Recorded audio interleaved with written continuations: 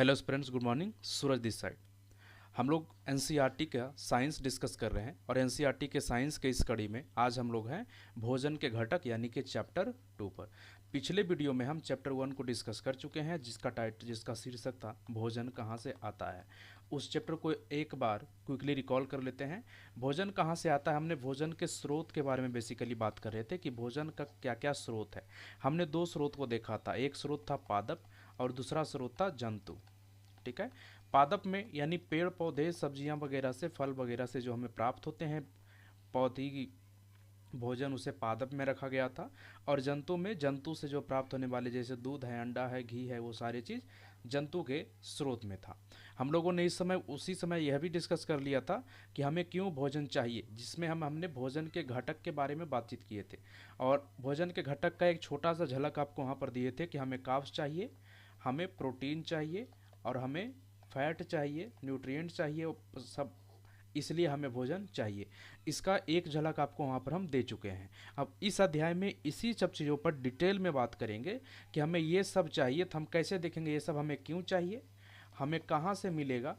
ऊपर से हम देखेंगे कि ये सब का कहाँ से मिलेगा, यानी स्रोत कहाँ है, स्रोत क्या है, हमें क्यों चाहिए बॉडी में, अगर इसकी कमी हो जाती है तो हमें कौन सा रोग हो जाता है। ये सारी चीज़ों को इसमें डिस्कस करने वाले हैं इस चैप्टर में। साथ ही देखेंगे कि अगर कोई फूड में ये सब कंपोनेंट्स प्रेजेंट हैं तो उसका परीक्षण कैसे करेंगे, उसको पता कैसे लगाएंगे कि इसमें ये प्रेजेंट है या नहीं है। तो चलिए बिना देर किए चैप्टर को शुरू करते हैं। अध्याय 1 में हमने खाद्य पदार्थ ये सब हम आप चाहें तो पढ़कर रोक कर वीडियो को पॉज करेंगे और पढ़ेंगे। चैप्टर शुरू करने से पहले दोबारा आपसे वही गुजारिश करेंगे कि आप हमारे पढ़ाने के बाद, हमारे ये लेक्चर को डिस्कस करने के बाद, इस डिस्कशन के बाद आप दोबारा एक बार जाकर के उस लेक्चर को अपना बुक निकालेंगे और बुक से ये चैप्टर को एक बार तो कम से कम ज़रूर पढ़ेंगे। और वो भी ठीक से पढ़ेंगे, एक एक लाइन को पढ़ेंगे। आपको फिर समझने में दिक्कत नहीं आएगी क्योंकि उसका डिस्कशन हो चुका है, आपको सारी बातें पता होंगी। तो चलिए आगे बढ़ते हैं। प्रॉमिस कीजिए कि पहले हम लोग जाकर उसको पढ़ेंगे दोबारा इस वीडियो के बाद, तब जा करके हम शुरू करेंगे।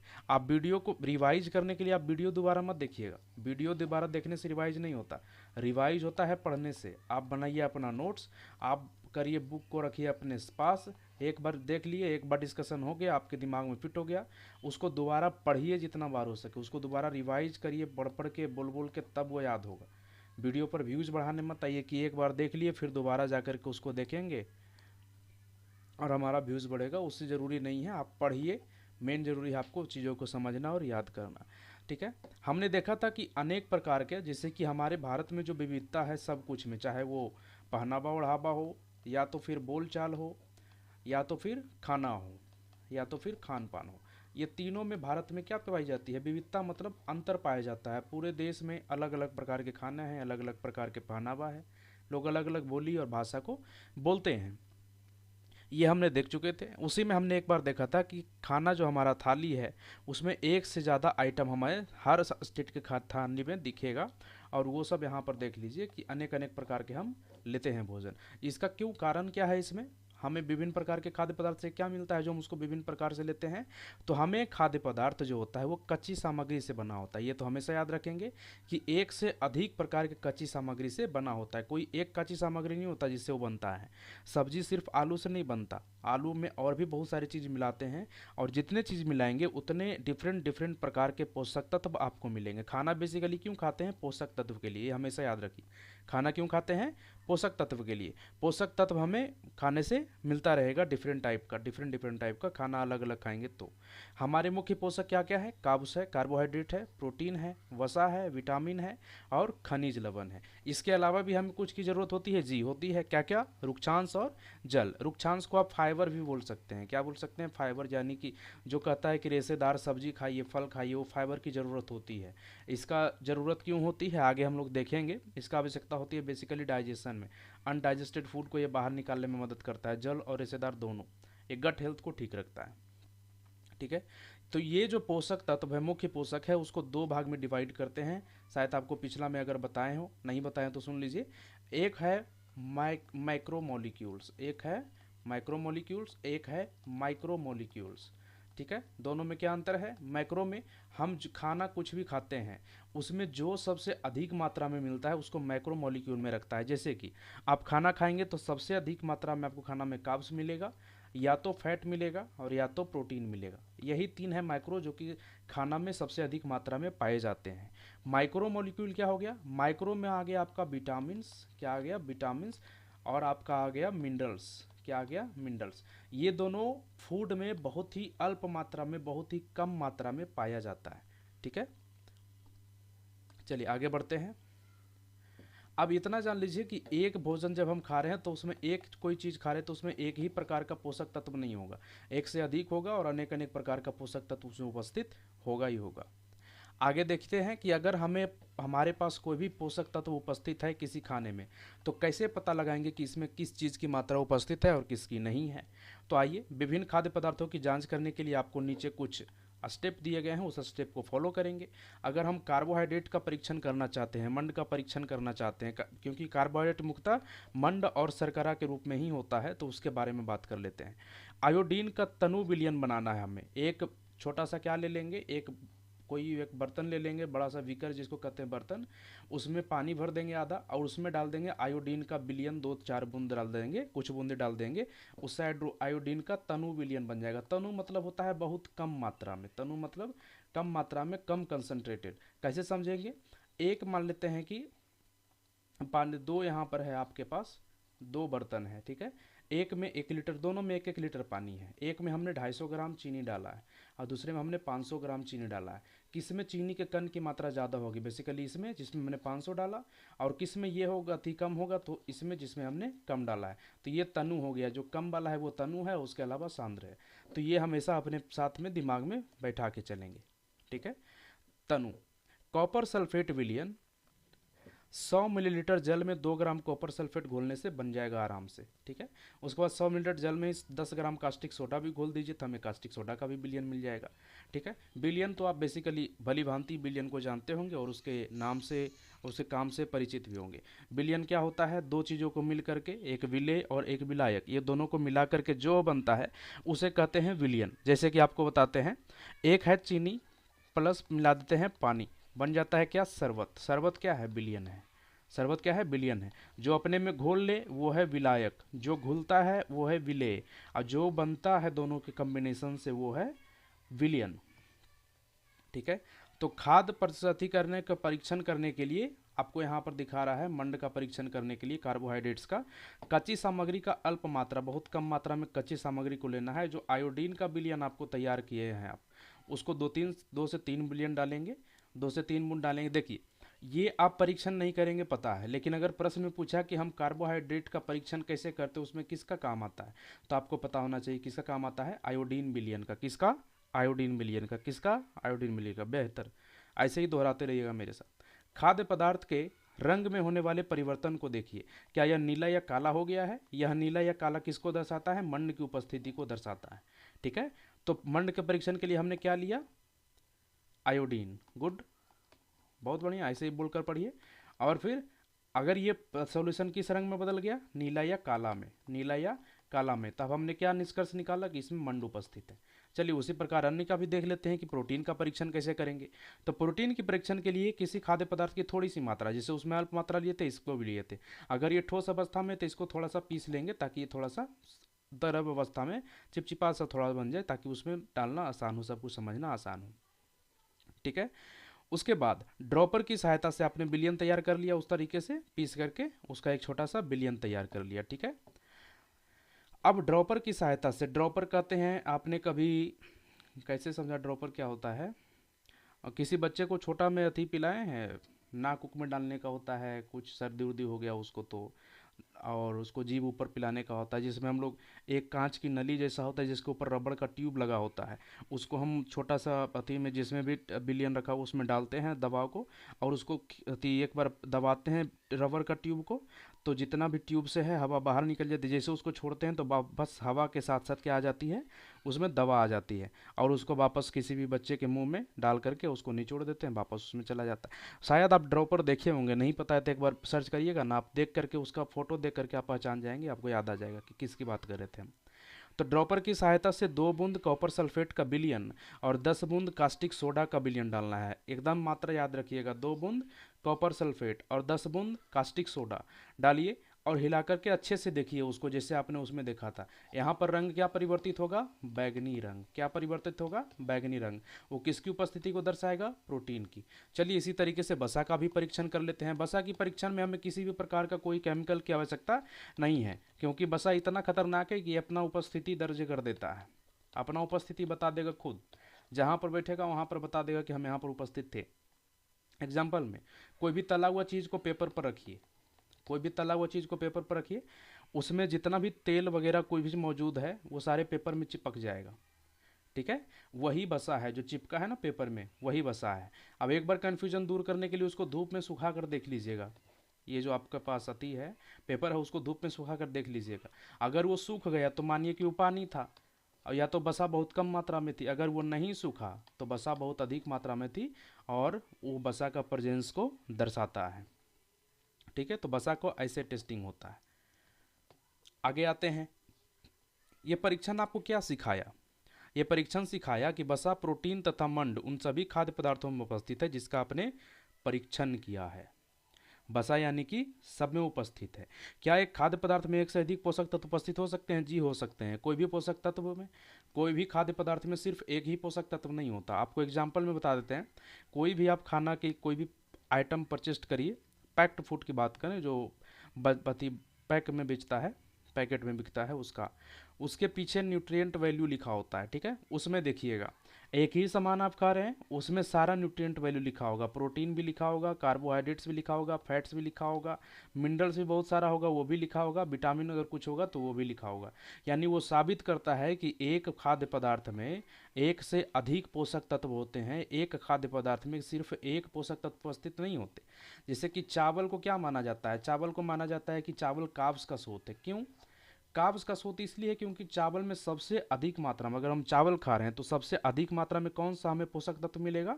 तो कार्बोहाइड्रेट मिलेगा। इस कारण से चावल को कार्ब्स का स्रोत माना जाता है। ठीक है, अब उसी तरीके से अगर मांस को बोलेगा या तो अंडा को बोलेगा कि प्रोटीन का स्रोत है। ठीक है, अगर कोई वेजिटेरियन है तो माफ़ी चाहते हैं आपके भावना को हट करने के लिए, लेकिन इन सब चीज़ों पर ध्यान देकर चलिएगा। तो जो मांस और अंडा है उसको प्रोटीन का स्रोत माना था। तो क्या इसमें कार्ब्स नहीं होता? बिल्कुल होता है। फैट नहीं होता? बिल्कुल होता है। सारा चीज़ उपस्थित होता है, लेकिन जो ज़्यादा मात्रा में होता है उसको उसी का सोर्स माना जाता है। जैसे कि चावल में अधिक मात्रा में क्या उपस्थित है? कार्ब्स, इसलिए चावल को किसका सोर्स मान रहा है? कार्ब्स का सोर्स मान रहा है।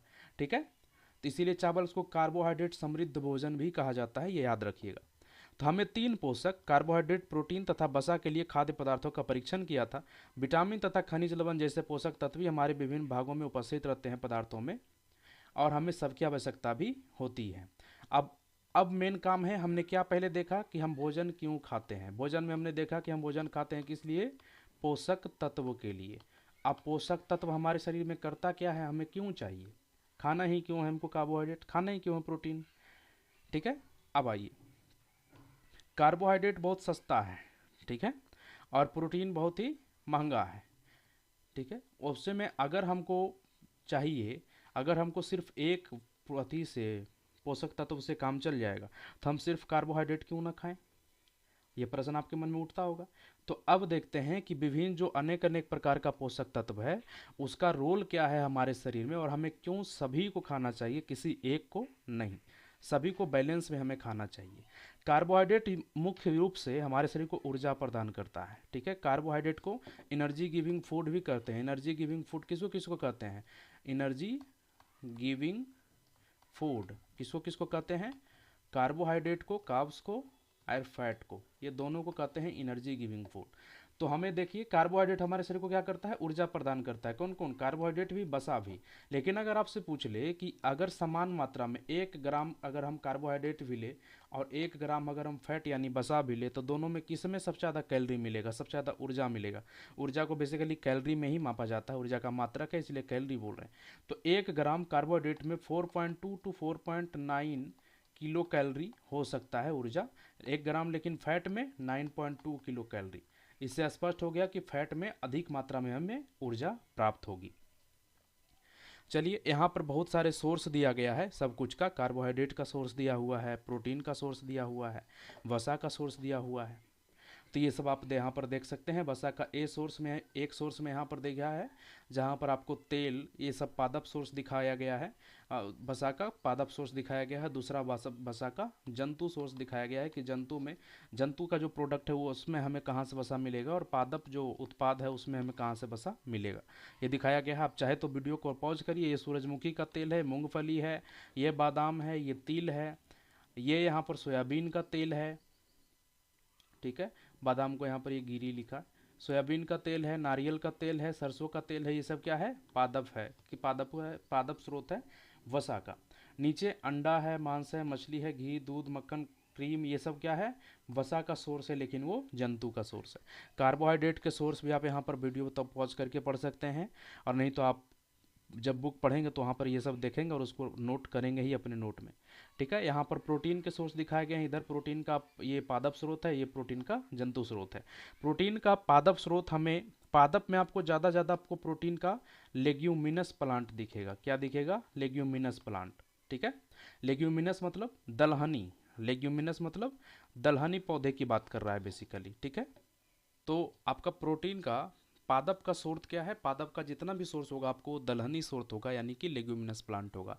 लेग्यूमिनस प्लांट क्यों, जब आप प्रोटीन का जब कार्बन कंपोजिशन देखेंगे, बेसिकली कार्बन क्या, प्रोटीन का जो क्या बोलता है उसको, केमिकल कंपोजिशन अगर उसको देखेंगे तो वो किससे बना है, CHON से, ठीक है। कार्बन, हाइड्रोजन, ऑक्सीजन और नाइट्रोजन से। नाइट्रोजन इसमें मस्ट है, ठीक है। और नाइट्रोजन हम जानते हैं कि हमारे वायुमंडल में सबसे अधिक मात्रा में यानी 71% नाइट्रोजन है, लेकिन हम उसका डायरेक्ट उपयोग नहीं कर सकते, ये भी एक फैक्ट है। हम उसका डायरेक्ट उपयोग नहीं कर सकते।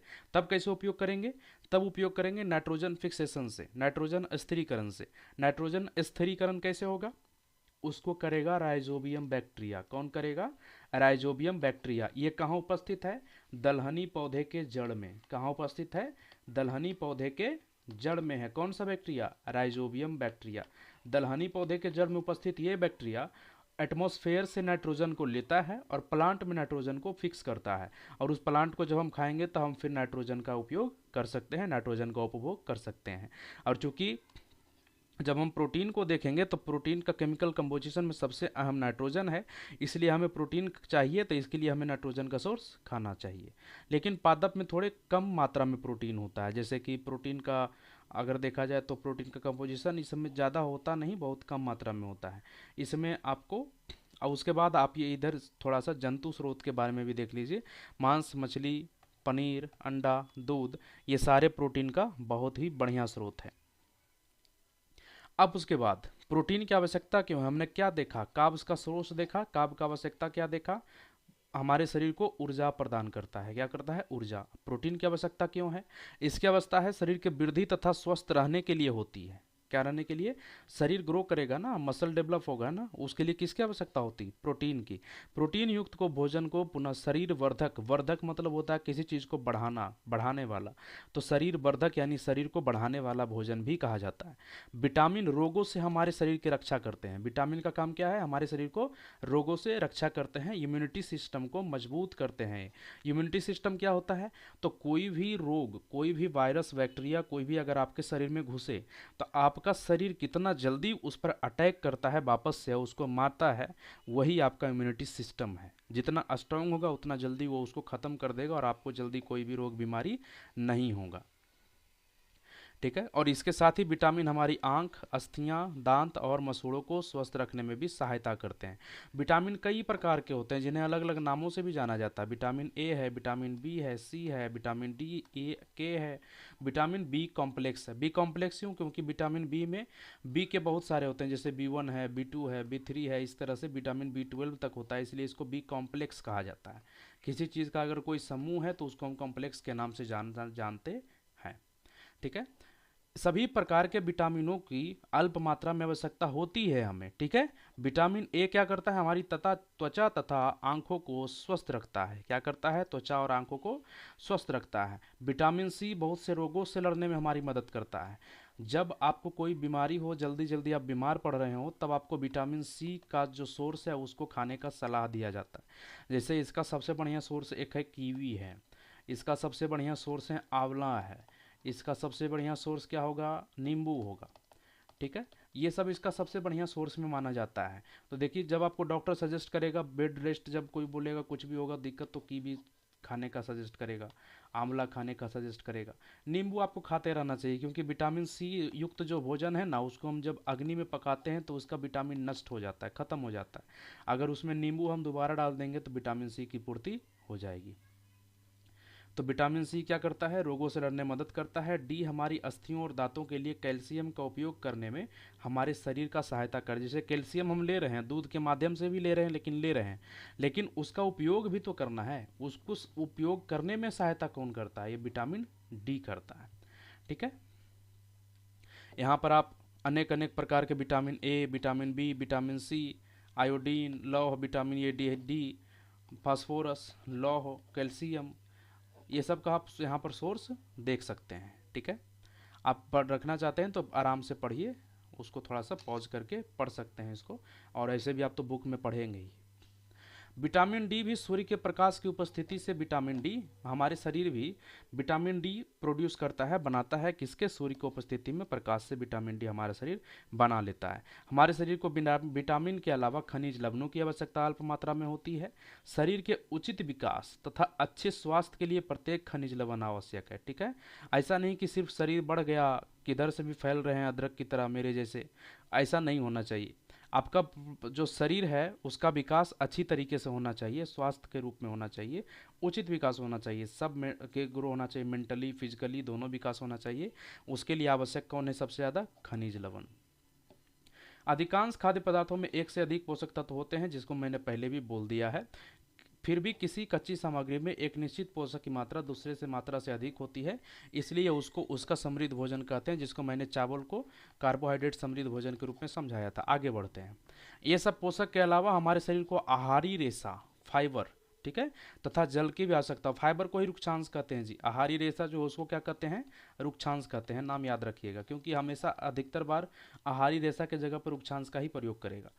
देखिए लिख भी दिया है, आहारी रेशे रुक्षांश के नाम से भी जाने जाते हैं। हमारे खाने में रुक्षांश की पूर्ति मुख्यतः पादप उत्पादों से होती है। मुख्य स्रोत इसका अगर देखें तो साबुत खाद्यान्न है, खाद्यान्न मतलब जो हम खाने वाले हैं, आलू है, दाल है, ताजे फल और सब्जियां हैं।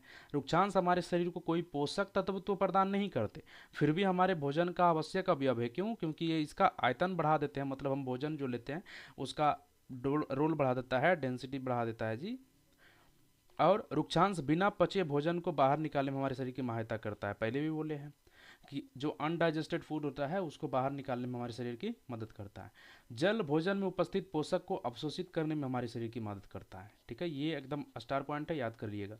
जहाँ जहाँ स्टार लगा रहे हैं, जहाँ जहाँ पर बोल रहे हैं लिख लीजिएगा, उसको याद होना चाहिए। या कुछ अपशिष्ट पदार्थ जैसे कि मूत्र तथा पसीने को शरीर से बाहर निकालने में भी क्या करता है, सहायता करता है। सामान्यतः हमारे शरीर को जितने जल की आवश्यकता होती है वह हमें उन वस्तुओं से प्राप्त होता है जो हम द्रव के रूप में लेते हैं। जरूरी नहीं कि हम, आप कैसे कहता है कि 5 से 6 लीटर पानी पीना चाहिए, तो ज़रूरी नहीं कि आप 5 से 6 लीटर पानी पीना शुरू कर दें। आप इसके अलावा जो भी ले रहे हैं, जैसे कि सब्जी खा रहे हैं, सब्जी में जो आप सब्जी में जो रस है वो भी तो उसमें से भी पानी आपको मिल रहा है। आप कोई फल खा रहे हैं, फल का जो रस है उसमें भी से पानी मिल रहा है। और अनेक अनेक, जैसे कि आपने जूस पी लिया उसमें भी आपको पानी मिल गया। तो सारे, जरूरी नहीं कि पानी, जल के पूर्ति के लिए आप सिर्फ पानी पिए, हमें बहुत अनेक अनेक प्रकार से भी जल का उपयोग मिल जाता है, जल प्रदान हो जाता है। अब हमने इतना सारा चीज़ देख लिया, क्या क्या देखा, पोषक तत्व कितने प्रकार के, कौन कौन। उसके बाद हमने देखा कि उसका परीक्षण कैसे करेंगे। उसके बाद हमने देखा कि हमारे शरीर को इसकी आवश्यकता क्यों है, इसकी आवश्यकता क्यों है, that is the most important. हम लोगों ने ये सब देखा। अब हम लोग आते हैं संतुलित आहार पर। क्या देखेंगे? संतुलित आहार। सामान्यतः पूरे दिन में संतुलित आहार बेसिकली आपको समझा देते हैं कि हमने पोषक तत्व डिफरेंट टाइप के देखे। हमारे एक थाली जब हम खाना खा रहे हैं तो उसमें सभी पोषक तत्व का जितना मात्रा में हमको आवश्यकता है उतना रहना चाहिए, और उसी को कहा जाता है बैलेंस्ड डाइट, यानी कि संतुलित आहार। बैलेंस्ड को ऐसे भी समझिए ना, जैसे कि आप अगर 2-3 काम कर रहे हैं तो कहता है ना कि बैलेंस होकर के सबको संभाल लो एक साथ, ताकि सबको एक टाइम पर एट वन टाइम आप सब कर पाएँ। इसी को कहते हैं बैलेंस्ड काम करना। जैसे कि कहता है कि हम पर्सनल और प्रोफेशनल लाइफ में अच्छा से बैलेंस बनाने की कोशिश कर रहे हैं, यानी कि दोनों में कुछ ना कुछ परेशानी आ रही है जिसको आप टैकल करने की कोशिश कर रहे हैं कि दोनों एक साथ कैसे हैंडल हो जाए एक ही समय पर। उसी को बैलेंस के नाम से जाना जाता है। उसी को संतुलित भी कहते हैं कि सब कुछ को संतुलित मात्रा में करिए, सबको साथ लेकर चलिए। ऐसा नहीं कि एक को छोड़िए, एक को करिए और बाकी सबको छोड़ दीजिए। ये हम बोले थे। संतुलित उसी को कहते हैं। तो आहार के मतलब इसमें सभी पोषक तत्व उचित मात्रा में उपलब्ध होनी चाहिए। हम अनेक अनेक प्रकार से उसको ले सकते हैं। जैसे यहाँ आपको बताया गया है कि इतना अलग अलग प्रकार के भोजन में हमें ये अवेलेबल होता है, तो ज़रूरी नहीं है कि हमें बहुत अधिक खर्च करने की ज़रूरत है बैलेंस डाइट लेने के लिए। हम सामान्य खर्च को भी अगर हम ये जानकर चलाएं कि हम एक थाली में जो जो शामिल कर रहे हैं उसमें कौन कौन सा पोषक उपस्थित है और हमें किस किस पोषक तत्व को उसमें ऐड ऑन करने की ज़रूरत है, उसमें जोड़ने की ज़रूरत है, इससे हम आसानी से अपने थाली को बैलेंस डाइट के रूप में तैयार कर सकते हैं। उचित प्रकार का भोजन करना ही पर्याप्त नहीं है, इसे उचित तरीके से पकाना भी चाहिए ताकि इसके पोषक तत्व नष्ट ना हो। क्या आप जानते हैं कि पकाते समय कुछ पोषक तत्व नष्ट हो जाते हैं? नहीं जानते? देखिए, जानिए इधर। छिलका उतार कर यदि सब्जियों और फलों को धोया जाता है तो यह संभव है कि उनके कुछ विटामिन नष्ट हो जाए। सब्जियों और फलों की त्वचा में कई महत्वपूर्ण विटामिन तथा खनिज लवण होते हैं। चावल और दालों को बार बार धोने से उनमें उपस्थित विटामिन और खनिज कुछ कुछ अलग हो जाते हैं। देखिए, आपको एक एग्जाम्पल बताते हैं। कोई गांव से होंगे, उनका पता होगा कि चावल तसला में भी बनता है, कुकर के अलावा। ठीक है। और जो बचपन से शहर में रहे उनको ये जानकारी है ही नहीं कि ऐसा भी कुछ होता है। तो आई एम सॉरी बाबू। तो चावल कहाँ से बनता है? तसला में भी बनता है। तसला में चावल जब बनता है तो उसको पानी को गर्म करके उसमें डायरेक्ट चावल डाल के दोनों को एक साथ खौलाया जाता है। ठीक है। और उससे चावल क्या हो जाता है? बन जाता है, चावल पक जाता है। उसके बाद उस पानी को बहा दिया जाता है। अधिकतर बार पानी को क्या कर दिया जाता है? बहा दिया जाता है। तो चावल में जितना भी विटामिन वगैरह था ना, वो उसी के साथ बह के चला गया। अब उसमें सिर्फ बचा है कार्ब्स। ओनली क्या बचा है? कार्ब्स। और थोड़े थोड़े मात्रा में, थोड़ा थोड़ा मात्रा में प्रोटीन और कुछ अनेक पोषक तत्व हो सकता है। तो अब इसको जानने के लिए कुछ लोग क्या करते हैं, चावल में जो बहाते हैं ना उसको माड़ कहते हैं। तो चावल प्लस माड़ खा लेते हैं तो हो गया पूर्ति। जो बहा था वापस मिल गया आपको। जो वहाँ से पकाने के वक्त जो उसमें डिफरेंट अलग हो गया था, वो अगर उसको साथे मिला के खा ले तो अलग अति साथे मिल जाएगा। जब बहुत सारे होते हैं ना, जब अति बूढ़े हो जाते हैं लोग, तो उनको गीला चावल दिया जाता है। या तो जो व्यक्ति को पोषक तत्व की ज़्यादा ज़रूरत है उनको डॉक्टर कहता है कि आप गीला चावल सजेस्ट करिए, गीला चावल खाइए। तो ऐसा नहीं कि चावल बना के उसमें पानी निकाल दिया, उसमें वापस पानी डाल के खा रहे हैं दूसरा पानी, वो गीला चावल नहीं होता है। गीला चावल मतलब चावल से जो पानी निकला है बनाते वक्त, वो पानी आप फेंके नहीं, वही पानी को साथ में खाएं, उसको गीला चावल कहते हैं। ऐसे नहीं कि चावल से पानी निकाल के फेंक दिए वाला और नया चावल में पानी डाल दिए, बोले वाह गीला चावल बना लिया हम। उससे कोई फायदा नहीं है। ठीक है, आगे देखते हैं। हम सभी जानते हैं कि भोजन पकाने से भोजन का स्वाद बढ़ता है तथा इसे पचने में भी आसानी होती है। इसके साथ साथ पकाने में कुछ पोषक तत्वों की हानि भी हो सकती है। जैसे अत्यधिक जल में ये बात समझ लीजिए। विटामिन सी अत्यधिक गर्मी से नष्ट हो जाती है। इसी के लिए देखते हैं बहुत सारे लोग नींबू का बहुत यूज करते हैं। ठीक है, दाल में नींबू डाल के खा लेंगे, सब्जी में नींबू डालकर खा लेंगे, कोई भी सलाद हो उसमें नींबू डालकर खा लेंगे। ये सब यही सबसे तो हो रहा है प्रयोग। लोग सलाद क्यों खाते हैं? सलाद खाते हैं फाइबर यानी कि रेशा यानी कि रुक्षांश की पूर्ति के लिए। किस लिए खाते हैं? रुक्षांश की पूर्ति के लिए। उसी सलाद में क्या मिला देते हैं? नींबू। नींबू मिला देने से उसमें विटामिन सी की जो हानि हुई थी वो वापस रिकवर हो गया। चलिए, अब हमारे सामने है अभाव जन्य रोग। अभाव का मतलब आपको समझ में आ रहा होगा, किसी चीज की कमी। और जन्य मतलब भी समझ में आ रहा होगा कि उसके कारण जन्मा यानी उत्पन्न हुआ। जन्य मतलब क्या होता है? उत्पन्न हुआ या तो जन्मा, जो भी आप कह ले, वो उसके कारण होता है, यानी किसी चीज की कमी के कारण। अब बेसिकली ऐसा तो होगा नहीं जी कि हम कुछ और बात कर रहे होंगे। ठीक है, हम किसकी बात कर रहे हैं? पोषक तत्व की ही बात कर रहे होंगे यहाँ पर। तब पोषक तत्व की कमी से जो रोग जन्मा है, पोषक तत्व की कमी से, जैसे कि प्रोटीन की कमी से 2 रोग होता है। ठीक है, एक क्वाशियोरकर होता है, दूसरा मैं। आप बताइए पूरा नाम क्या है? ठीक है, कमेंट कर दिए? नहीं किए? गलत बात है। कमेंट करके बताइए क्या है पूरा नाम उसका। दूसरा, एक है क्वासियोरकर और दूसरा है, बताइए आप, लास्ट में वीडियो में फिर हम बताएंगे। एक व्यक्ति खाने के लिए पर्याप्त भोजन पा रहा है, ठीक है, और उसमें किसी न किसी पोषक तत्व की, विशेष पोषक तत्व की कमी हो जाती है, और वो कमी अगर लंबे अवधि तक रहती है, बहुत लंबे समय तक अगर कोई व्यक्ति कोई चीज़, जैसे बहुत लंबे समय तक कोई व्यक्ति विटामिन या तो फिर मिनरल का सोर्स ले ही नहीं रहा है, तब उसमें उस कारण से, उस अभाव से, उसके कमी से हमारे शरीर में रोग अथवा विकृतियाँ, विकृतियाँ मतलब वही होता है जो आप सामान्य थे उससे अलग हो गए हैं, ठीक है, विकृतियां उत्पन्न कर सकता है। जो रोग लंबे अवधि तक पोषक के अभाव के कारण होते हैं, इसे क्या कहते हैं, अभाव जन्य रोग। जैसे कि आप इधर, ये तो पिछला वाला अति आ गया था स्लाइड, ठीक है, अभाव जन्य रोग। अब हम लोग चैप्टर के अंतिम पड़ाव पर हैं। खुश नहीं होना है बाबू, चैप्टर 3 भी आज ही करने वाले हैं इसी वीडियो में, तो इसलिए थोड़ा सा शांति बना करके दिमाग को कंसंट्रेट करके पढ़िए। इस अध्याय में हमने स्वयं में जानने की कोशिश की कि विभिन्न क्षेत्रों के भोजन में इतनी अधिक विविधता होते हुए भी आहार के पोषक तत्वों का वितरण सामान्य है। मतलब बेसिकली पूरा, अगर आप कभी कोई चैप्टर पढ़ रहे तो उसका सारांश अवश्य पढ़िएगा, उसमें सारे बातें लिखा होगा। हमारे भोजन के प्रमुख तत्वों के नाम कार्बोहाइड्रेट, प्रोटीन, वसा, खनिज, लवण, ऐसे आहारी रेशा और जल भी होता है, बिल्कुल, ये हमने पढ़ा। कार्बोहाइड्रेट तथा वसा हमारे शरीर को मुख्य रूप से ऊर्जा प्रदान करते हैं, ये भी हमने पढ़ा। प्रोटीन तथा खनिज लवण की आवश्यकता वृद्धि अनुरक्षण के लिए होती है, ये भी हमने पढ़ा। विटामिन हमारे शरीर को रोगों से रक्षा करते हैं, ये भी हमने पढ़ा। संतुलित आहार में हमारे शरीर के लिए आवश्यक सभी पोषक तत्व तथा पर्याप्त रुक्षांश और उचित जल मात्रा, ये भी हमने पढ़ा। हमारे आहार में लंबी अवधि तक एक अधिक पोषक तत्वों की न्यूनता से, न्यूनता मतलब कमी से, विशिष्ट रोग अथवा विकार उत्पन्न हो सकते हैं, ये भी हमने पढ़ा।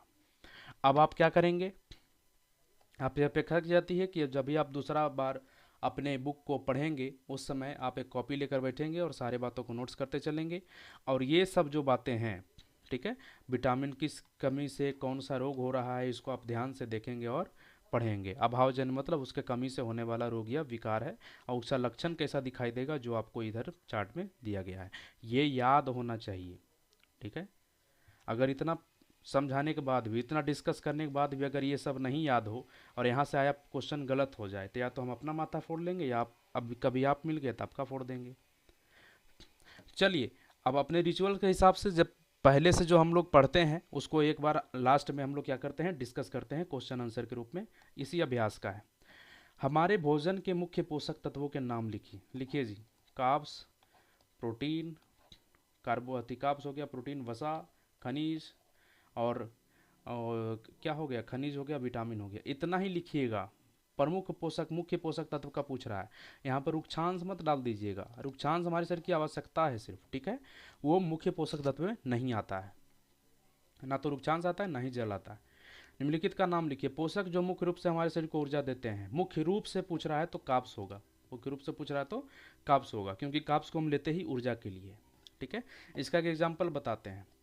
अगर कोई फास्टिंग करते हो, क्या करते हो, फास्टिंग करते हो, फास्टिंग करने से दिन भर में हमारे शरीर में ग्लूकोज जाता नहीं है, ग्लूकोज नहीं जाएगा तो एनर्जी कहाँ से मिलेगा, एनर्जी नहीं मिलेगा। ग्लूकोज बेसिकली कार्बोहाइड्रेट का ही है, दूसरा नाम है वो, कार्बोहाइड्रेट का ही टाइप है ये ग्लूकोज। तो एनर्जी नहीं जाएगा तो हमारा बॉडी काम नहीं करेगा, हमें कमजोरी महसूस होगा। तो लोग क्या करते हैं, चीनी का शरबत पीते हैं, उस समय क्या करते हैं, चीनी का शरबत पीते हैं, और या तो फिर कोई मीठा फल खाते हैं, जैसे सेवई वगैरह कुछ खा लिए, इस तरह का करते हैं। हमारे फेस्टिवल्स में भी ऐसा कुछ देखने को मिलता है।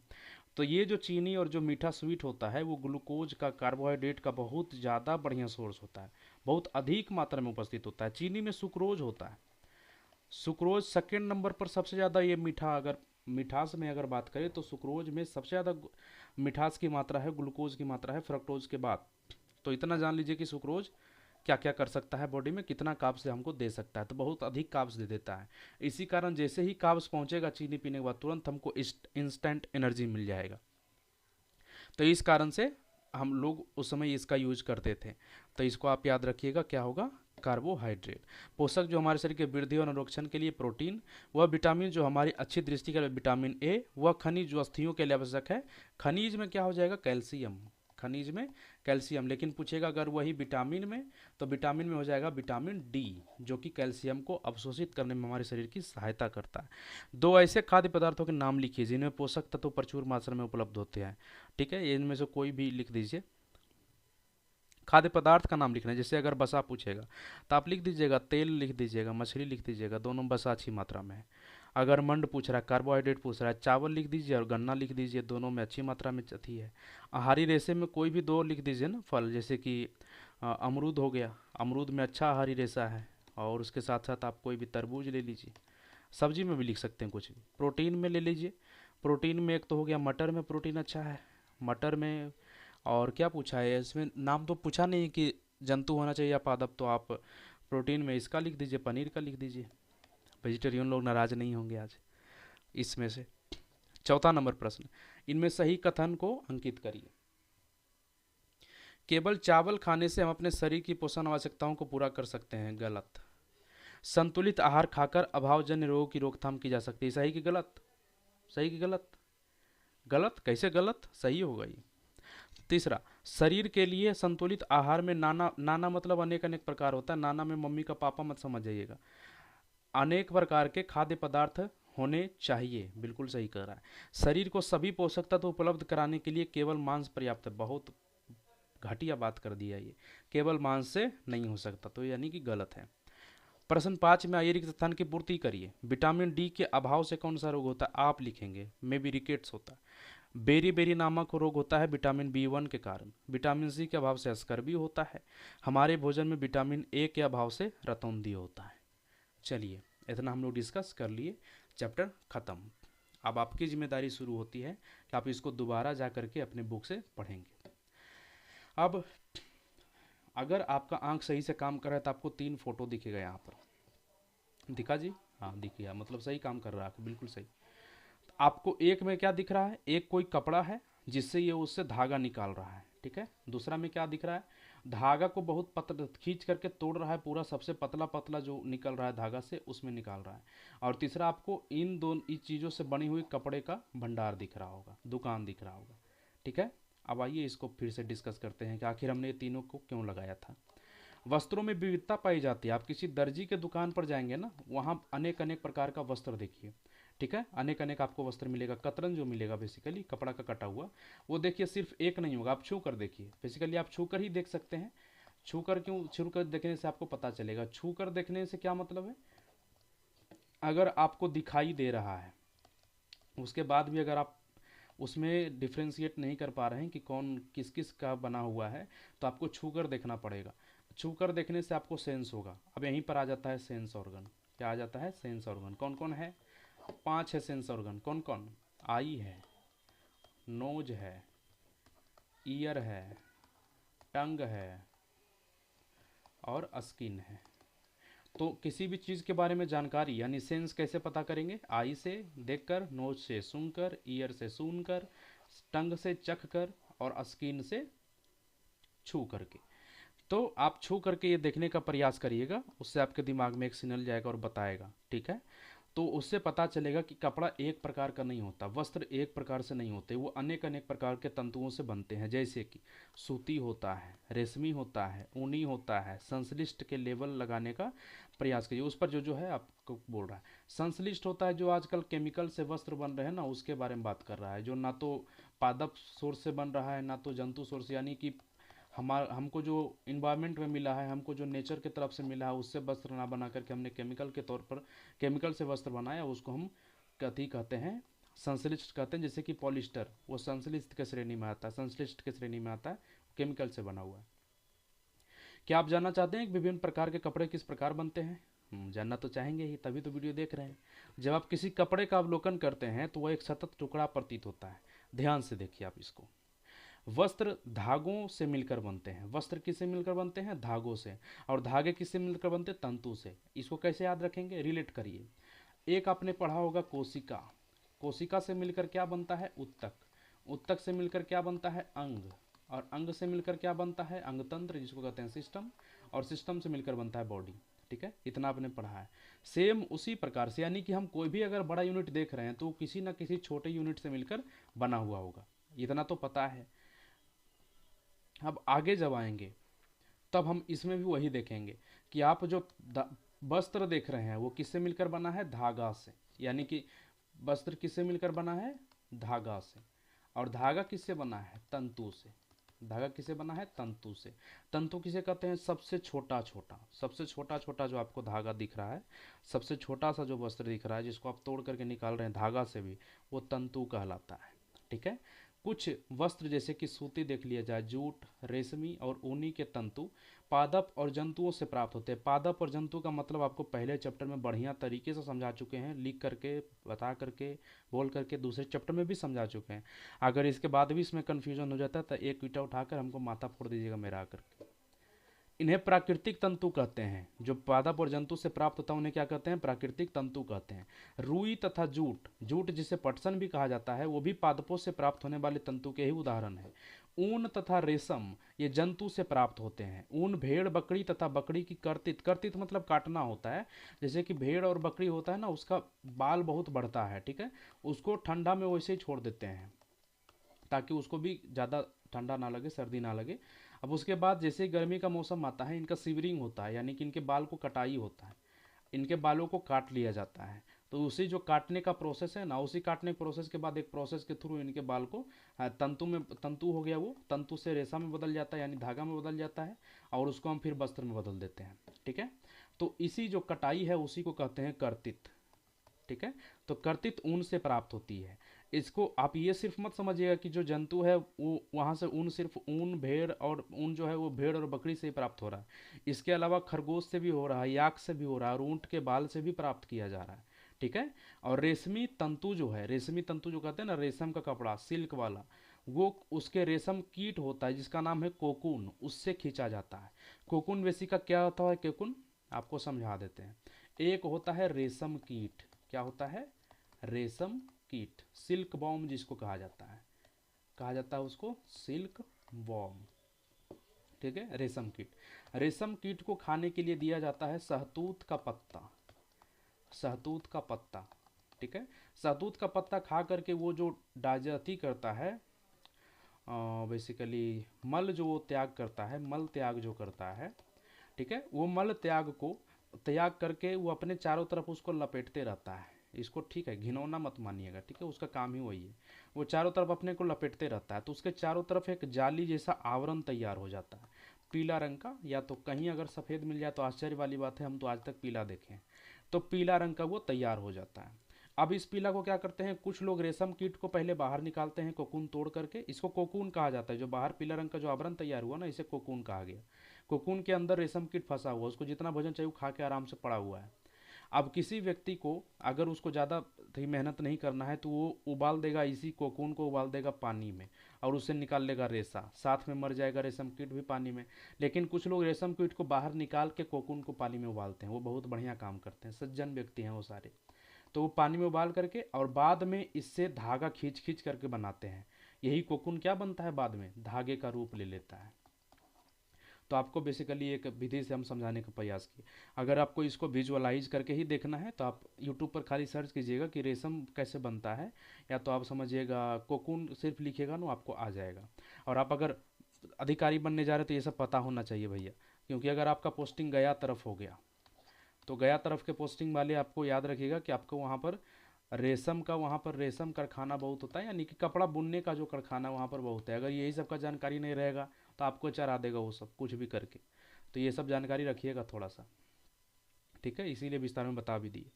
तो रेशम कीट कोकून से खींचा जाता है। तो हमने यहाँ पर क्या क्या देखा? प्राकृतिक देखा कि हमें प्राकृतिक तौर पर हमें तंतु मिलता है। प्राकृतिक का भी दो भाग हमने देखा, एक पादप के तौर पर और एक हमने देखा जंतु के तौर पर। पादप क्या हो गया? पादप हमारा हो गया जैसे कि जूट और पटसन हो गया, और अति कपास देख लीजिए, ये दोनों से हमें जो प्राप्त हो रहा है। जंतु से हमें भेड़ से प्राप्त हो रहा है, हमें बकरी से प्राप्त हो रहा है, हमें खरगोश से प्राप्त हो रहा है, हमें याक से। याक बेसिकली अति में क्या बोलता है उसको, पठारी इलाके में पाया जाने वाला सांड है याक, उसको आप जानते ही होंगे। तो याक से मिलता है हमें, और याक के अलावा हमें रेशम कीट से मिलता है, और उसके अलावा हमें अथी से भी मिलता है, क्या बोलते हैं उसको, ऊँट से भी।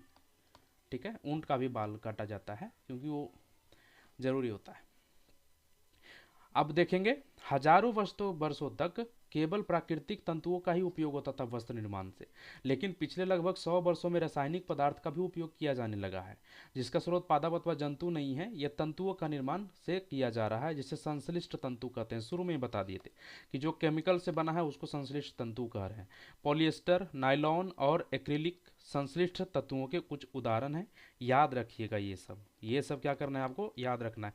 केमिस्ट्री का पार्ट है ये सब जी, बढ़िया से आपको पढ़ाएंगे। अगर केमिस्ट्री में अगर अति पढ़ना होगा, केमिस्ट्री का नोट्स देखेंगे, वहाँ पर बढ़िया से ये सब चीज़ को पढ़ाया जाएगा आपको, रेसे वगैरह में। ठीक है, ये सब अभी से समझ के चलिए, बेसिक चीज़ें समझ के रहिए, ताकि 9-10 में हम जब केमिस्ट्री में डिस्कस करेंगे तो आपका पूरा फुल हो जाना चाहिए, यहाँ पर कंप्लीट हो जाना चाहिए। कुछ पादप तंतु को हम लोग डिस्कस अब कर लेते हैं। जैसे रुई को देखते हैं। रुई को कहाँ हम सबसे पहले अगर कहाँ देखेंगे, अगर हम दीपावली मना रहे हैं तो वहाँ पर दिया जलाने में जो बत्ती होता है वो कहाँ पर होता है, किस चीज़ का, रुई का। बहुत सारे लोग सांझ देने की एक प्रक्रिया होती है, सांझ देने की। शाम में एक सांझ दिया जाता है, आरती दिखाया जाता है घर में, उसमें भी दिया में जो बाती होता है वो इसी रुई का होता है। ठीक है, या तो हम कहीं भी रुई को तकिया में भी यूज करते हैं, रुई को गद्दा में भी यूज करते हैं, यहाँ सब भी हम देख सकते हैं। ठीक है, रुई का उपयोग। कुछ रुई लीजिए, इसको खींच कर पृथक कीजिए, मतलब एक दूसरे से अलग अलग कीजिए, और इसको किनारे को ध्यान से देखिए। क्या आपने परीक्षण किया? ये छोटी पतली लाड़ियाँ जिन्हें आप देख सकते हैं वो कपास तंतुओं से बना है। तंतु जब अति डिस्कस कर रहे थे वहाँ हमने देखा था, इसको कहते हैं कपास गोलक। उजला उजला जो दिख रहा है ना, उसे कहते हैं कपास गोलक। यही कपास गोलक आगे चल करके कपास तंतु में बदलेगा, और यही कपास तंतु आगे चल करके धागे में बदलेगा। ठीक है, ये कपास का पेड़ है जो जिसको आप देख रहे हैं। ठीक है, तो ये कपास तंतु से बनी होती है। तंतु पहले भी डिस्कस कर चुके हैं। रुई कहाँ से आती है? इसे खेतों में उगाया जाता है।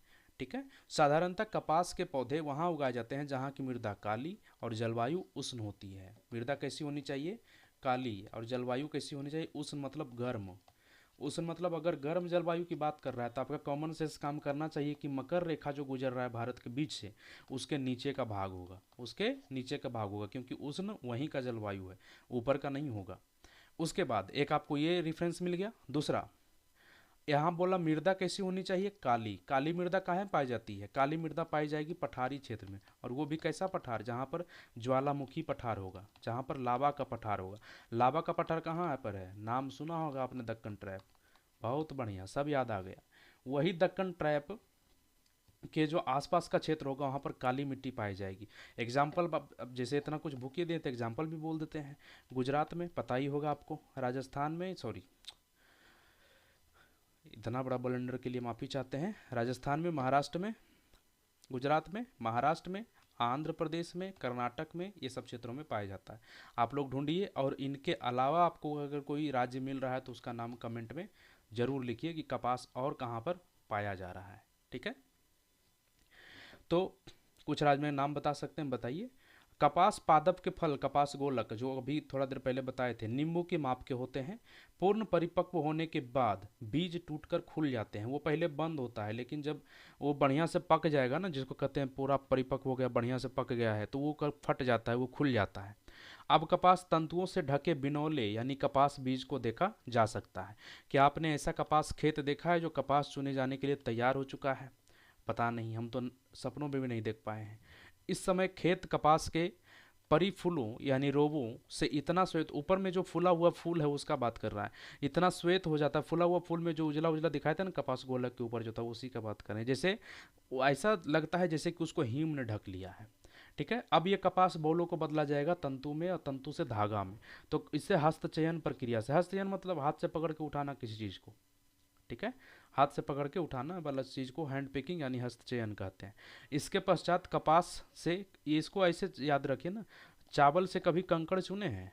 कैसे चुने हैं? उसको हाथ से निकालते हैं ना, 2 उंगली से खींच करके बाहर, वो उसी हस्तचयन की बात कर, हस्तचयन मेथड ही उसको बोला जाता है, उसी प्रक्रिया बोला जाता है। इसके पश्चात कपास के बीजों को कंकतन द्वारा पृथक किया जाता है।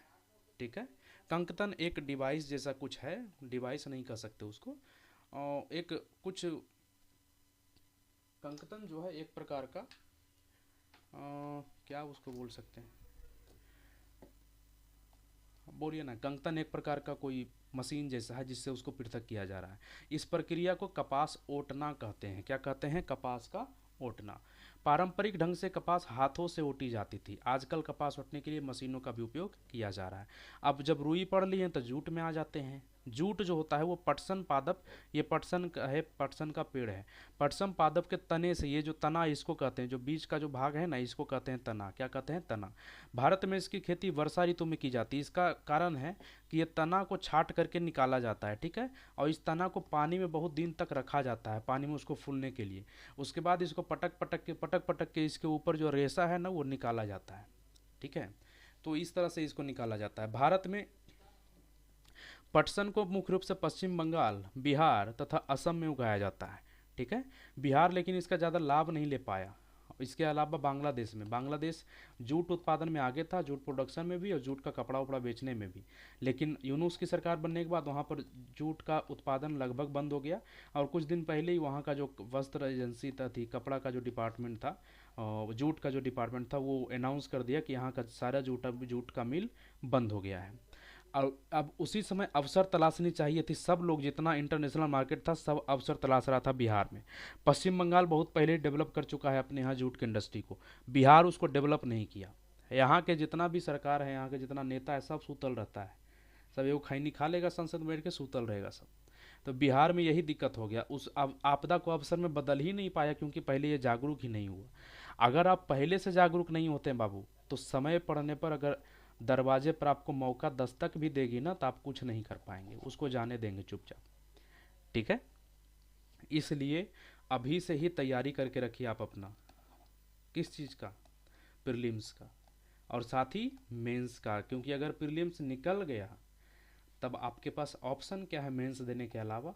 तो मेंस आप इसी समय भी क्या करिएगा, तैयार कर करिएगा। नहीं तो कम से कम जीएस एक पेपर कम से कम तैयार होनी चाहिए। मार्च तक यहाँ पर समय दीजिएगा, मार्च 2026 तक। तो उगाया जाता है। सामान्यतः पटसन पादप फसल को पुष्पन अवस्था में काटते हैं, मतलब जब वो फूलने लगे उससे पहले। फसल कटाई के पश्चात पादप के तनों को कुछ दिन तक जल में डुबा कर रखते हैं। ऐसा करने पर तना गल जाते हैं और उन्हें पटसन तंतुओं से हाथों से पृथक कर दिया जाता है, पहले बोल चुके हैं, ठीक है।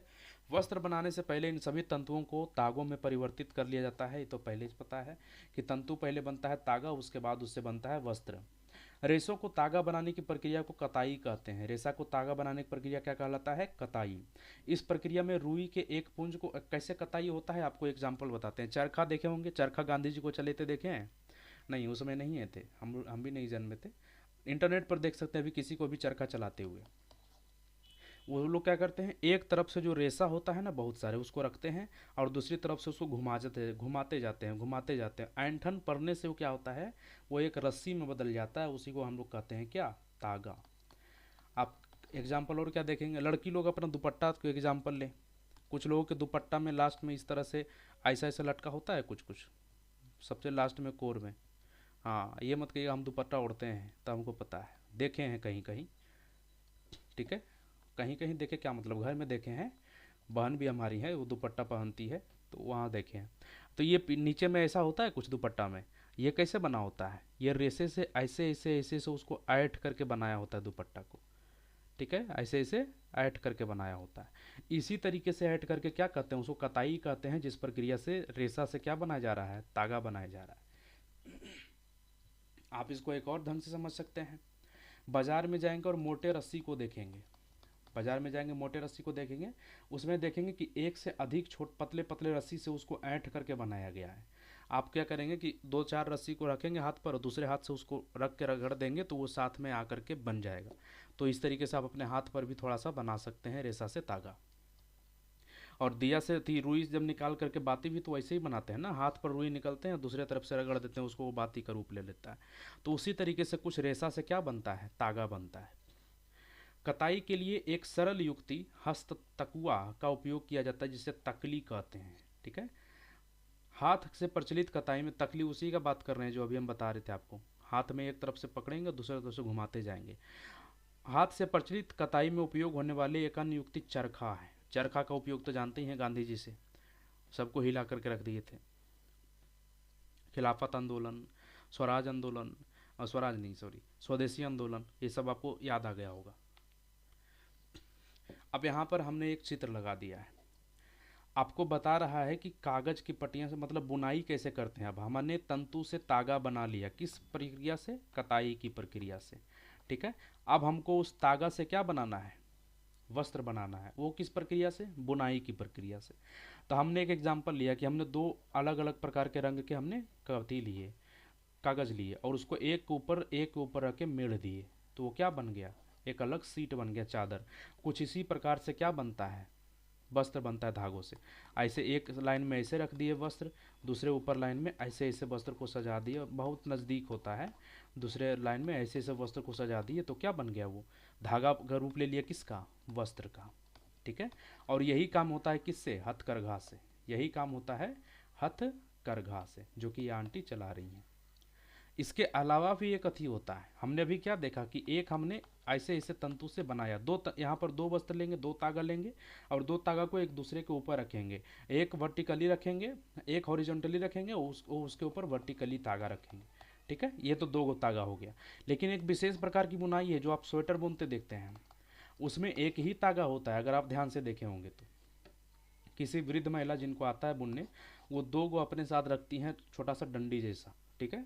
और उसके ऊपर एक के ऊपर एक चढ़ा के, एक के ऊपर एक चढ़ा के, दोनों को एक साथ फंसा करके इंटरलॉकिंग व्यवस्था से उसको तैयार करते हैं स्वेटर।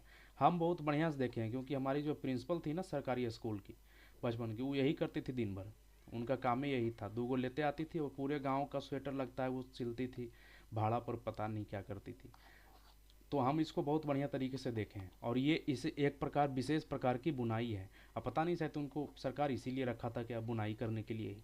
देख लिया होगा, बहुत बढ़िया आप स्वेटर बुनते हैं, आ जाइए। तो स्वेटर किस प्रकार से बुने जाते हैं, इनके बुनाई को आप देख सकते हैं। और इसी कारण से आप देखते हैं स्वेटर का अगर एक तरफ से भी धागा खींचेंगे तो ये पूरा धागा उघर जाएगा, खुल जाएगा। कारण क्या है? क्योंकि एक ही से बना है। इसके ऊपर ऐसे ऐसे नहीं हो गया है कि एक के ऊपर एक के ऊपर एक इंटरलॉक हुआ, ऐसा नहीं है। अब हम लोग चैप्टर के अंतिम पड़ाव पर हैं। ठीक है।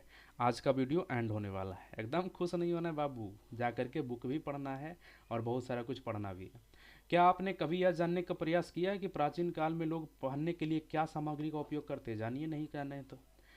पूर्व प्रमाणों से ऐसा प्रतीत होता है कि प्रारंभ में लोग वृक्ष की छाल मतलब पेड़ का जो छाल होता है, बड़ी बड़ी पत्तियों तथा जंतुओं का चर्म, उसका चमड़ा और समूर से अपने शरीर को ढकते थे। ठीक है। कृषि समुदाय में बसना आरंभ करने के पश्चात लोगों ने पतली पतली टहनियों तथा घास को बुनकर टहनियाँ तथा डालियाँ टोकरी बनाना सीखा। लता वो लत का बोलते हैं, जो कद्दू वगैरह का नहीं होता है, वो पतला पतला लत जो चढ़ता है, उसका हिंदी में उसको क्लाइंबर्स कहते हैं, अंग्रेजी में उसको क्लाइंबर्स कहते हैं। जो एक सपोर्ट के थ्रू चढ़ता है ऊपर, कोई एक डंटा गाड़ देते हैं, उसके ऊपर वो चढ़ जाता है, जैसे करेला का जो हो गया। तो वो लता का बात कर रहा है। वो लता को जंतु की ऊन अथवा बालों को आपस में ऐंठ देकर लंबी लड़ियां बनाई जाती थी और इसको बन बुनकर वस्त्र तैयार किए। पूर्व में भारतवासी रुई से बने वस्त्र पहनते थे, जो कहाँ होता था? गंगा नदी के निकटवर्ती क्षेत्र में उगाई जाती थी। फ्लैक्स भी एक पादप है। फ्लैक्स क्या है? एक पादप है। फ्लैक्स बेसिकली क्या है? अलसी का पेड़ से बना है। अलसी क्या है? तीसी। तीसी भी नहीं पता तो फिर बिहार में बेकार ही रह रहे हैं। ठीक है। तिलसी तो पता होना चाहिए, अगर मम्मी को बोल दिया नहीं पता तो आपका माथा फोड़ देगी। तो फ्लैक्स भी एक पादप है, जो कि किससे बना है? अलसी या तीसी से बना है, जिससे प्राकृतिक तंतु प्राप्त होते हैं। क्या प्राप्त होते हैं? प्राकृतिक तंतु। प्राचीन मिस्र के वस्त्रों को बनाने के लिए रुई तथा फ्लैक्स की कृषि नील नदी के निकटवर्ती क्षेत्रों में की जाती थी। भाई साहब, ये फ्लैक्स का जो अति आता है, वस्त्र बन के आता है, बहुत महंगा होता है। कपास से हल्का तो महंगा ही बिकता है ये, इतना तो याद रखिए। फ्लैक्स जो है ये, ठीक है। तो ये हो गया। इसको लेनिन के नाम से भी जानते हैं। फ्लैक्स का जो वस्त्र आता है उसको लेनिन के नाम से भी जानते हैं। क्यों? लेनियम करके इससे कुछ नाम है, इसका जो साइंटिफिक नेम है ना अलसी के पेड़ का, देखिए यहाँ पर ये है अलसी तीसी, इसके पेड़ का नाम है लिनियम करके कुछ नाम है। आप इसका साइंटिफिक नाम सर्च करेंगे आपको पता चल जाएगा। उसी लिनियम नाम पर से इसका वस्त्र का नाम लेनिन पड़ा है, लेनिन इसलिए कहते हैं। तो उन दिनों में लोगों को सिलाई करना नहीं आता। इजिप्ट का जो बात कर रहा था उस समय, पिछले स्लाइड में, उस समय लोग अपने शरीर के विभिन्न भागों को वस्त्रों से आच्छादित कर लेते थे, मतलब उसको ओढ़ लेते थे, ढक लेते थे खाली अपने शरीर को। अभी भी बहुत सारे जो जनजाति हैं जनजाति तो आपको भारत में मिलेगी, लेकिन वो वेल ड्रेस्ड मिलेगी, मतलब अच्छे खासे कपड़ा, सिला हुआ कपड़ा पहनने मिलेगी। लेकिन आप अगर वहीं पर अफ्रीका वगैरह में जाए, तभी भी कुछ ऐसे कंट्री हैं जहाँ पर जनजाति जो हैं वो कपड़े को सिला हुआ कपड़ा नहीं पहनती है, वो सिर्फ कपड़े से अपने तन को ढांक लेती है। कुछ कुछ सिला हुआ पहनती है, लेकिन ऊपरी भाग अभी भी वो ऊपर में ढक कर ही पहनती है। तो ऐसे ही यहाँ भी लोग पहनते थे। आप एग्जाम्पल में देख सकते हैं ना, जो क्या बोलता है, हिस्ट्री में जो आप देखते हैं, अति में सिंधु घाटी सभ्यता आईबीसी में, इंडियन वैली सिविलाइजेशन में एक साधु की मूर्ति मिली है। उस साधु का जो चादर ओढ़े हुए वो किस तरह से ओढ़े हुए, वो सिला हुआ है कि ढका हुआ है, आप वो बताइएगा। ठीक है, वो सिला हुआ है या ढका हुआ है, और चादर कैसे पहना हुआ, ऊपर से सिर्फ ढका है कि उस सिल के बढ़िया से पहन के पहने हैं, इससे आपको पता चल जाएगा। वो ढका हुआ है बेसिकली, आर्म उसके नीचे से, मतलब अति के आपका जो अंडर आर्म्स है उसके नीचे से वो लेकर के ऊपर से ओढ़ लिए हैं उसको। ठीक है, शरीर को आच्छादित करने के लिए विभिन्न ढंगों का उपयोग करते थे। सिलाई की सुई के आविष्कार के साथ लोगों ने वस्त्रों की सिलाई करके पहनने के कपड़े तैयार किए। इस आविष्कार के पश्चात सिले कपड़ों में बहुत सी विभिन्नताएं आ गई हैं, परंतु क्या यह आश्चर्यजनक बात नहीं है कि आज भी साड़ियाँ, धोतियाँ और लुंगी वगैरह, पगड़ी वगैरह जो है वो बिना सिला हुआ वस्त्र है। इसको आप सिला हुआ गलती से भी नहीं मान लीजिएगा। ठीक है, इसको आप सिला हुआ मत मान लीजिएगा, नहीं तो बेइज्जती होगा कपड़ों का। ये बिना सिला हुआ, ये सिर्फ बुनाई हुआ, बुना हुआ कपड़ा है सब। जिस प्रकार समस्त देश में खाए जाने वाले भोजन में अत्यधिक विविधता देखने को मिलती है, ठीक उसी प्रकार वस्त्रों एवं पहनने में भी बहुत अधिक विविधता पाई जाती है। चलिए पढ़ लिए पूरा। सारांश में आइए, हमने चैप्टर में क्या सीखा। वस्त्र सामग्री अथवा वस्त्रों में विविधता होती है, जैसे सूती, रेशमी, ऊनी और पॉलिस्टर। ठीक है, जान लिए। वस्त्र तागों से बनते हैं जिन्हें तंतुओं से बनाया जाता है, ये भी जान लिए।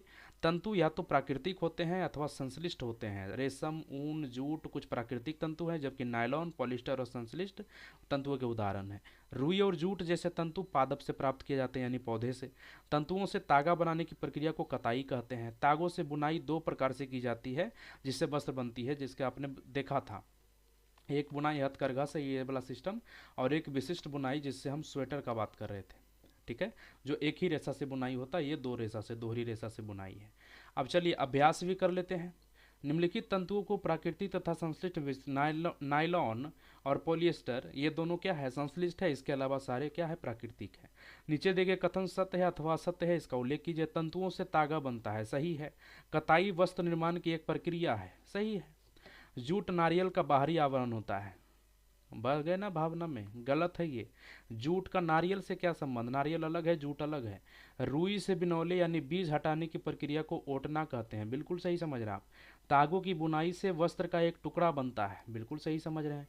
रेशम तंतु किसी पादप के तने से प्राप्त होता है, हाँ, फिर फ्लो फ्लो में मिस्टेक, गलत है ये। रेशम तंतु किसी पादप के तने से प्राप्त नहीं होता, ये तो रेशम कीट से प्राप्त होता है ना। रेशम कीट कोकून बनाती है, वही कोकून से प्राप्त होता है। पॉलिएस्टर एक प्राकृतिक तंतु है, गलत, घोर अपराध वाला बात कर दिया। प्राकृतिक तंतु नहीं है, कैसा है वो, संश्लिष्ट तंतु का उदाहरण है। अब इधर रिक्त स्थान की पूर्ति पर भी ध्यान लीजिए, इसको क्यों छोड़ दें। दो ऑप्शन दिया है, पादप तंतु से क्या क्या प्राप्त किए जाते हैं, बेसिकली क्या क्या लिखेंगे, ऊन, हम बार बार इसको गलती कर देते हैं, घोर अपराध, सॉरी, गुस्सा हो मेरा माथा फोड़ दीजिएगा। पादप तंतु से प्राप्त किए जाने वाले एक हैं, रुई को ऊन बोल रहे हैं, और एक क्या है, कपास, सॉरी कपास से ही तो रुई मिल रहा है, जूट, पटसन। और जानतब तंतु कौन कौन है, जानतब में दो, कोई भी, ऊन दे दीजिए, अब हम सही हो गए, ऊन। रेशम दे दीजिए। रुई तथा जूट, पटसन पादप के किन भागों से प्राप्त होता है। रुई फूल से प्राप्त होता है, जिसको बिनोला कहते हैं, और जूट तना से प्राप्त होता है। नारियल तंतु से बनने वाले दो वस्तुओं के नाम लिखिए, आप लिखिए। एक वस्तु का नाम बता देते हैं कि उसके तंतु से रस्सी बनता है, दूसरा आप बताइए। नारियल तंतु मतलब नारियल जो होता है ना, उसका जो नारियल जो आप छीलते हैं, नारियल जो फोड़ते हैं, वो दो भाग में आता है, एक पूरा पैक्ड होता है, ठीक है, उसको ऊपर छिलका हटा करके उसके बाद जो नारियल आपको दिखता है छोटा छोटा सा, उसको भी फोड़ करके उसके बाद अंदर का फल निकालते हैं, तो दो आवरण से नारियल ढका होता है। तो ऊपर जो नारियल सबसे ऊपरी आवरण होता है ना, उससे अथी भी बनता है, धागा यानी कि रस्सी भी बनता है उससे। तो उससे आप कोई दो चीज़ का नाम बताइए कि क्या क्या बन रहा है। तंतुओं से तागा निर्मित करने की प्रक्रिया स्पष्ट करिए, उसको आप लिखिएगा बैठ करके, 2 लाइन 4 लाइन जो हो। पहले अगर नहीं लिखना आ रहा है तो यहीं से लिखना आएगा। उत्तर लेखन एक दिन में सीखने की कोई एरोप्लेन रॉकेट साइंस नहीं है जो आप एक दिन में सीख जाएंगे। उसको धीरे धीरे सीखेंगे, कम से कम 1-2 उत्तर पहले 2 लाइन लिखेंगे, 4 लाइन लिखेंगे, इसी तरीके से उसमें एक्सपर्ट होंगे। तो इसको पहले 2-4 लाइन में इसका आंसर दीजिए, तंतु से तागा कैसे बनता है, और बढ़िया से लिखिएगा।